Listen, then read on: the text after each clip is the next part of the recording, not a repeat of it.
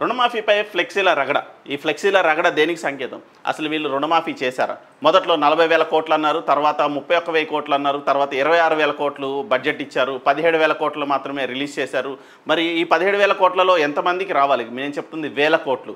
వేల కోట్లలో 2 లక్షల రూపాయలకి సంబంధించి రైతులు ఎన్ని వేల మంది నష్టపోతుంటారు? ఒక 1000 కోట్లకి దగ్గర ఎంతమంది రైతులు నష్టపోతారు? అలా 40,000 కోట్ల ఎస్టిమేషన్ ఉన్న ఒక బడ్జెట్ని మీరు ఎలా అలా కుదించుకుంటూ వచ్చి 17,000 కోట్ల దగ్గర ఆపుతారనేది ఒక ప్రశ్న. సో ఈ 17,000 24,000 కోట్ల రుణమాఫీకే హరీష్ రావుని రాజీనామా చేయమంటారా? గన్ ఫౌండరీ దగ్గరికి రమ్మని, గన్ పార్క్ దగ్గరికి రమ్మని అక్కడ హరీష్ రావు రిజైన్ చేస్తా అన్నది 6 హామీలకు సంబంధించి, నెక్స్ట్ రుణమాఫీ సంబంధించి 6 హామీల్లోనే రుణమాఫీ కూడా ఉంది. కాబట్టి 6 హామీలకు సంబంధించి ఎవరైనా సాటిస్ఫైయింగ్గా ఉంటే నేను రాజీనామా చేస్తా అని చెప్పిన మాట వాస్తవమే. ఆగస్టు 15 అయిపోయింది, 2 లక్షల రుణమాఫీ అన్నారు, కానీ దాంట్లో కూడా గందరగోళం ఏర్పడింది. రైతులు రోడ్డెక్కారు. మరి నిన్నటి హఠాత్తుగా రేవంత్ రెడ్డి ఒక స్టేట్మెంట్ ఇచ్చారు, రైతులు ఎవరు గందరగోళం చెందద్దు, మేము ఖచ్చితంగా అందరికీ రుణమాఫీ చేసి తీరుతాం, ఎక్కడైనా లోపాలు ఉంటే సరిదిద్దుకుంటాం అని చెప్పేసి నిన్న ఈ హడావుడి జరిగిన క్రమంలో ఆయన చెప్పారు. సో ఈ హడావుడికి కారణం ఎవరు అంటే మైనంపల్లి హనుమంతరావు రోడ్డెమ్మట మొత్తం ఫ్లెక్సీలు పెట్టి ఎప్పుడు రాజీనామా చేస్తున్నావు హరీష్ రావు అని చెప్పేసి కొంచెం హడావుడి చేశాడు. సో అంత హడావుడి అవసరం లేదు, వీళ్ళు ప్రభుత్వాన్ని నడుపుతున్నారు, వీళ్ళు ఏది బెట్టింగ్ సంస్థలను ఇంకొకటి నడపట్లేదు. ఎందుకంటే ఛాలెంజ్లు విసురుకొని ఆ ఛాలెంజ్ని స్వీకరించి దానికి సిద్ధపడే పరిస్థితుల్లో ఎవరు లేరు. So Siddipet MLA Harish Rao camp కార్యాలయంపై దాడి, బారాసా కాంగ్రెస్ పోటాపోటీ ఆందోళనలు. అంటే చేత కావట్లేదు, బీఆర్ఎస్ నుంచి ఎవరు కాంగ్రెస్లోకి రావట్లేదు, ఏదో రకంగా రెచ్చగొట్టాలి, కొట్లాటలు సృష్టించాలి, ఏదో వాళ్ళని ప్రజలను మాయ చేయాలనే గందరగోళంలోనే బీఆర్ఎస్ అండ్ కాంగ్రెస్ పార్టీ కనిపిస్తూ ఉన్నాయి.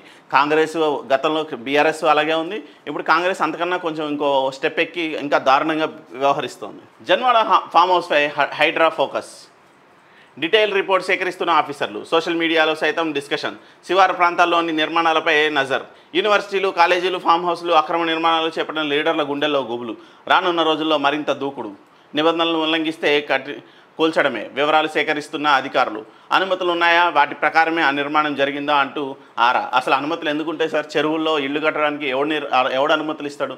సగం హైడ్రా ఆఫీస్ మొత్తం మల్లారెడ్డి బాధితులే ఉన్నారట, మొత్తం మల్లారెడ్డి బాధితులే ఉన్నారు. మల్లారెడ్డికి సంబంధించిన ఇన్స్టిట్యూషన్స్ లేదంటే మల్లారెడ్డికి సంబంధించిన భూములకు సంబంధించిన ఏదైతే ఉందో వాటికి వెనకాల ఉన్న భూములకి దారి ఇవ్వకపోవడము, చెరువుల్ని కబ్జా చేశారని చెప్పి, మా ఆస్తుల్ని కబ్జా చేసి అక్రమంగా ఇళ్ళు కట్టారు, వెంచర్లు చేశారు, అపార్ట్మెంట్లు కట్టారు అని చెప్పేసి మొత్తం హైడ్రా చుట్టూ తిరుగుతున్న ప్రదక్షిణలు చేస్తున్నారంట మల్లారెడ్డి బాధితులు. సో మల్లారెడ్డి బాధితులు విషయం అలా ఉంటే, జన్వాడ ఫామ్ హౌస్కి సంబంధించి హైడ్రా ఫోకస్ చేసింది. మరి జన్వాడ ఫామ్ హౌస్ కూలగొడతారా? జన్వాడ తర్వాత మరి కేసీఆర్ ఫామ్ హౌస్ని టచ్ చేసే దమ్ముందా చూడాలి. ఎందుకంటే వీళ్ళు ఇట్లా అంటే డైవర్షన్ పాలసీ. మొన్నటి వరకు ఫోన్ ట్యాపింగ్ వ్యవహారంలో వాళ్ళని అరెస్ట్ చేస్తాం, వీళ్ళని అరెస్ట్ చేస్తామని చెప్పారు, ఎవరిని అరెస్ట్ చేయలేదు. అరెస్ట్ చేసిన వాళ్ళని కూడా డీసీపీ క్యాడర్ కన్నా కిందోళ్లే, మిగతా ఎవరిని కేసీఆర్ని అరెస్ట్ చేయబోతున్నాం అని చెప్పి వార్తలు వచ్చినాయి, లేదంటే కేటీఆర్ని అరెస్ట్ చేయబోతున్నాం అని చెప్పి వార్తలు వచ్చి సంతోష్ రావుని అరెస్ట్ చేయబోతున్నామని వార్తలు వచ్చినాయి. కానీ ఎక్కడ అరెస్టులు కానీ ఏదీ లేదు. 1 నెల రోజులు ఊదరగొట్టారు, చల్లబడిపోయింది. ఇది కూడా అలాగేనా? లేదంటే రంగనాథ్ డీసీపీ ఎవరైతే కమిషనర్ రంగనాథ్ ఉన్నారో ఆయన సీరియస్ ఎఫర్ట్స్ పెట్టి మొత్తం అంతా కూలుస్తారు. ఒకవేళ కూల్చినా ఎవరిని భయపెడదామని? కట్టే వరకు కేసీఆర్ ఒప్పుకున్నాడు, కట్టిన తర్వాత రేవంత్ రెడ్డి ఒప్పుకోడు అంటే ఇది దేనికి సంకేతం? రేపొద్దున కొంతమంది కొన్ని ఏరియాల్లో ఏదైతే మాస్ పాపులేషన్ ఎక్కువ ఉందో వాళ్ళు ఎంక్రోచ్మెంట్కి వెళ్ళారో చెరువుల్లోకి, ఆ కబ్జాకి జరిగిన ఆ ఏరియాల్లో కూలగొట్టి పెద్దవాళ్ళని బెదిరిద్దామని, వాళ్ళని కంట్రోల్లోకి తెచ్చుకుందామని కన్వెన్షన్కి వెళ్ళి కూలగొట్టే దమ్ము ధైర్యం రంగనాథ్ గారికి ఉందా? రేవంత్ రెడ్డి సర్కార్కి ఉందా? అది ఒకసారి చూడాలి. ఎందుకంటే కన్వెన్షన్ మీద కూడా చాలా రకాల ఆరోపణలు వచ్చినాయి. కన్వెన్షన్ మొత్తం చెరువుని ఎంక్రోచ్మెంట్ చేసి కట్టింది.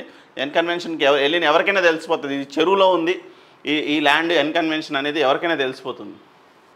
ఏకి మించిన సాంకేతికతతో వచ్చేసిన ఏజీఐ, నీ మనసు నాకు తెలుసు, పెట్టుబడులపై దుష్ప్రచారం వద్దు, ఏ సంస్థలు తరలి రావంటూ త్వరలో నూతన పారిశ్రామిక విధానం, అమెరికా కొరియా ఒప్పందాలతో 35,800 కోట్ల పెట్టుబడులు, గత ప్రభుత్వం ఎంఓయూలను ముందుకు తీసుకెళ్తాం, విలేకరులతో మంత్రి శ్రీధర్బాబు.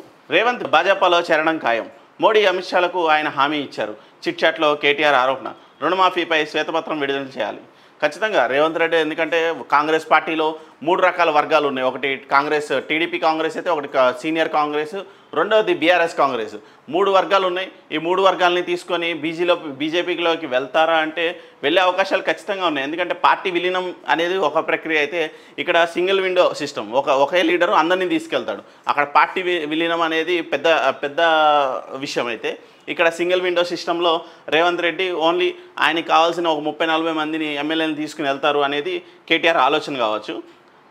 కర్ణాటకలో రాజకీయ కలకలం. సీఎం సిద్ధరామయ్యపై విచారణకు గవర్నర్ అనుమతి. రుణమాఫీ పూర్తి కాకముందే విపక్షాల విమర్శలొద్దు.